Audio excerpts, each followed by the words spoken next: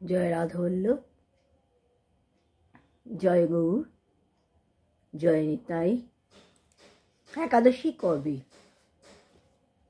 কবে একাদশী পালন করব? আগামী 10ই পৌষ বৃহস্পতিবার 26শে ডিসেম্বর একাদশী। ওই দিনটিতে আমরা একাদশী পালন করব। এটি পৌষ মাসের কৃষ্ণপক্ষের সফলা একাদশী। আর এই একাদশীর কথা আমরা যুধিষ্ঠির শ্রীকৃষ্ণ সংবাদে ব্রহ্মাণ্ড পুরাণে এই একাদশীর মাহাত্ম্য বর্ণিত হয়েছে, সেখান থেকেই আমরা পাই এই কথা। পরের দিন পারণ 9:53 মধ্যে, 9:53 মধ্যে পারণ। এই সফলা একাদশী, সফলা কথাটি তো স্ত্রীবাচক আমরা জানি, সেটি এসছে এই সফল কথা থেকে। সফল কথার অর্থ আমরা জানি কৃতকার্য হওয়া, সফল হওয়া। অর্থাৎ বলা হচ্ছে যে একাদশী দেবী ভক্তের এই সাধনাকে সফল করেন, করে তাকে কি করেন না, আকাঙ্ক্ষিত লক্ষ্যে পৌঁছে দেন। তিনিই হলেন এই সফলা একাদশী দেবী। বলা হয়েছে ভগবান উবাচ, সেখানে ভগবান বলছেন যে নাগগণের মধ্যে যেমন শেষ নাগ, এটা ভগবান উবাচ বলেই বলা হয়েছে। পক্ষীদের মধ্যে যেমন খগেশ্বর গরুড়, যজ্ঞের মধ্যে যেমন অশ্বমেধ, নদীর মধ্যে যেমন গঙ্গা, দেবতাদের মধ্যে যেমন বিষ্ণু, মনুষ্যদের মধ্যে যেমন ব্রাহ্মণ, সেই রকম সব ব্রতের মধ্যে এই একাদশী ব্রত সর্বশ্রেষ্ঠ। হে যুধিষ্ঠির, যে সর্বদাই একাদশী ব্রত করে সে আমার অতি অতি প্রিয়। জন্ম জন্মান্তর তপস্যা করেও যে পুণ্যফল প্রাপ্ত হওয়া যায় না, একাদশী ব্রত পালন করলে অনায়াসে সেই পুণ্যফল লাভ করা সম্ভবপর। মাহিষ্মতি নামে এক রাজা ছিলেন। তিনি ওই চম্পাবতী নগরে তিনি বাস করতেন। রাজার 4 ছেলে ছিল। বড় পুত্রের নাম ছিল লুম্পক, কিন্তু সে অত্যন্ত পাপাচারী ছিল,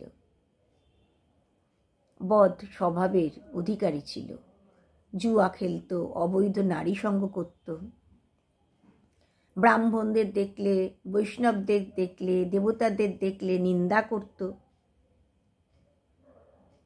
সেই কারণে রাজা খুব দুঃখিত ছিলেন। একসময় তিনি তার পুত্রকে ত্যাগ করলেন।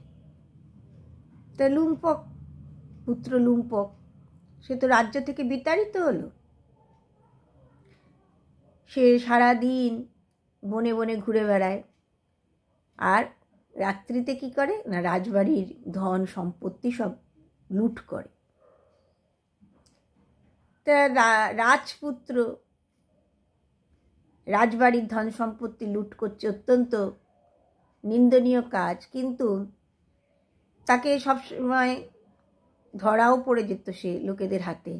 কিন্তু ধরা পড়লেও রাজপুত্র বলে তাকে সকলে ছেড়ে দিত।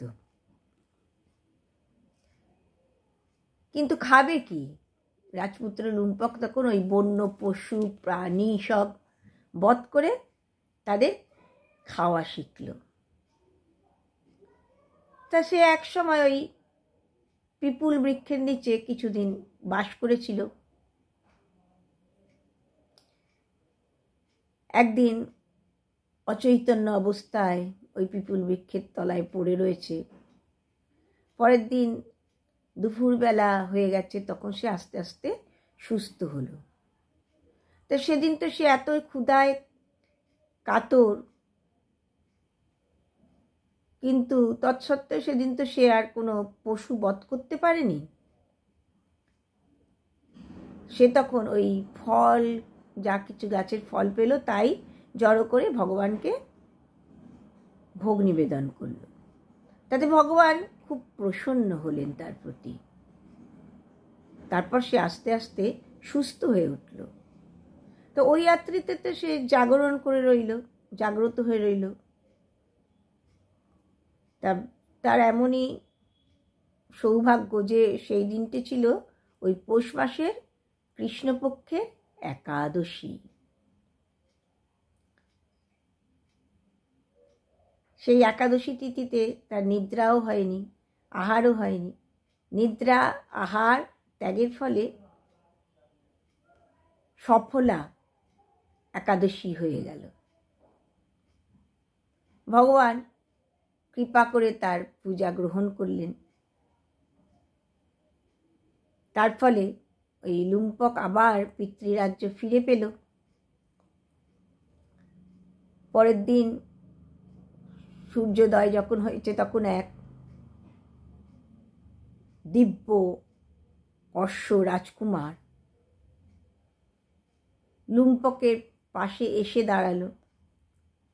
আর আকাশবাণী হলো যে রাজকুমার, ভগবানের কৃপায় আর সফলা একাদশীর প্রভাবে তোমার রাজ্য নিষ্কণ্টক হবে, তোমার রাজ্য নিষ্কণ্টক হবে। তুমি তোমার পিতার কাছে ফিরে যাও, তোমার রাজ্য উপভোগ করো। আকাশবাণী শুনে আনন্দিত হয়ে রাজকুমার লুম্পক রাজ্যে ফিরে গেল। তার পিতার কাছ থেকে সেই রাজ্যভার গ্রহণ করল। সুন্দরী স্ত্রী লাভ করল, সৎপুত্র লাভ করে লুম্পক সুখে রাজ্য পরিচালনা করতে লাগল। অর্থাৎ এই সফলা একাদশীর ব্রতের ফলে মানুষ ইহলোকে যশ আর পরলোকে মোক্ষ লাভ করে থাকে। এই ব্রত যারা করেন তারা ধন্য। বলা হচ্ছে অশ্বমেধ যজ্ঞের যে ফল, এই ব্রত করলে সেই ফল লাভ করা যায়। শ্রীকৃষ্ণের চরণে শুদ্ধ প্রেম ভক্তি লাভ করা যায়। সব একাদশী ব্রত করাই অতি অবশ্য কর্তব্য, সেই রকম এই একাদশী ব্রতটি করাও অতি অবশ্য কর্তব্য। হরে কৃষ্ণ হরে কৃষ্ণ কৃষ্ণ কৃষ্ণ হরে হরে হরে রাম হরে রাম রাম রাম হরে হরে হরে কৃষ্ণ হরে কৃষ্ণ কৃষ্ণ কৃষ্ণ হরে হরে হরে রাম হরে রাম রাম রাম হরে হরে হরে কৃষ্ণ কৃষ্ণ কৃষ্ণ হরে হরে হরে রাম